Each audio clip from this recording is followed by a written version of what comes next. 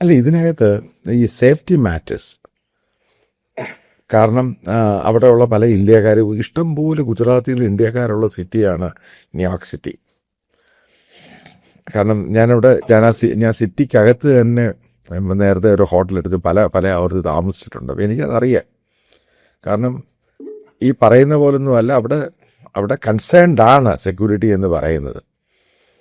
ഒന്ന് പറഞ്ഞ് രണ്ടാമത്തിന് തോക്കെടുക്കുന്ന ആൾക്കാരുണ്ട് അവിടെ.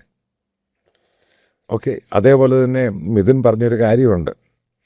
ന്യൂയോർക്ക് സിറ്റിക്കകത്ത് തന്നെ ഈ പെട്രോൾ, അതായത് ഈ പമ്പ്, ഗ്യാസ് സ്റ്റേഷൻ, അതിനകത്ത് സിറ്റിയുടെ പ്രത്യേക ഭാഗങ്ങളിലും ഷിക്കാഗോയിലൊക്കെ ആൾക്കാർ ബുള്ളറ്റ് പ്രൂഫിനകത്താണ് ഇരിക്കുന്നത്. അപ്പൊ സാർ, ഇതിൽ ട്രംപ് പ്ലേ ചെയ്തിരിക്കുന്നത് വളരെ മിടുക്കനായ ചെസ്സാണ്. അതായത് മമതയുടെ പുറകിൽ ആരാ, അതാണ് നമുക്ക് ആർക്കും അറിയേണ്ടത്. ആരാണ് മമതയുടെ പുറകിൽ? മമതയുടെ പുറകിൽ എന്ന് പറയുന്നത് സോഷ്യലിസ്റ്റ് പാർട്ടി, അതായത് ഇവിടുത്തെ ഡെമോക്രാറ്റ് പാർട്ടിയാണ്. ഇവരെല്ലാം ഈ മമതാനെ ജയിപ്പിച്ചിരിക്കുന്ന മമതാനിയുടെ സൗന്ദര്യം കണ്ടുകൊണ്ടും പുഞ്ചിരി കണ്ടുകൊണ്ടൊന്നല്ല.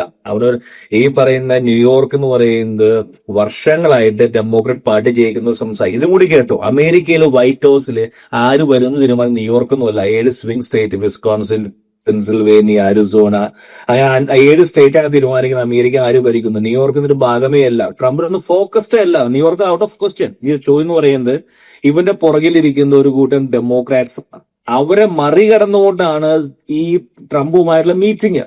ഇനി വൈറ്റ് ഹൗസ് തിരിച്ചു വന്ന മമതാന് ഇവർക്ക് ഉത്തരം കൊടുക്കണം. എന്തുകൊണ്ട് ഞങ്ങളെ മറികടന്ന് നീ അവിടെ പോയി കണ്ടു? എന്തിനു പോയി ഉത്തരം ഞാൻ പറഞ്ഞുതരാം. എന്തിനാണ് മമതാന് പോയിരിക്കുന്നത്? മമതാന് മിടുമിടുക്കനാണ്, വളരെ ബുദ്ധിശാലിയാണ്, പൊളിറ്റിക്കൽ അംബിഷൻസ് ഉണ്ട്. മറ്റുള്ളവരെ പോലെയല്ല. അവന് മേയറായി, നാളെ മേയറാവാം, ഗവർണർ ആവാം, സെനറ്റർ ആവാം. അത് പൊളിറ്റിക്കൽ അംബിഷൻ. അതുകൊണ്ട് വളരെ വ്യക്തമായിട്ട് മമതാനിക്ക് അറിയാം, ഫെഡറൽ ഡോളർ, അതായത് 25% ന്യൂയോർക്കിന്റെ ബഡ്ജറ്റ് കൊടുക്കുന്നത് കേന്ദ്ര സർക്കാരാണ്.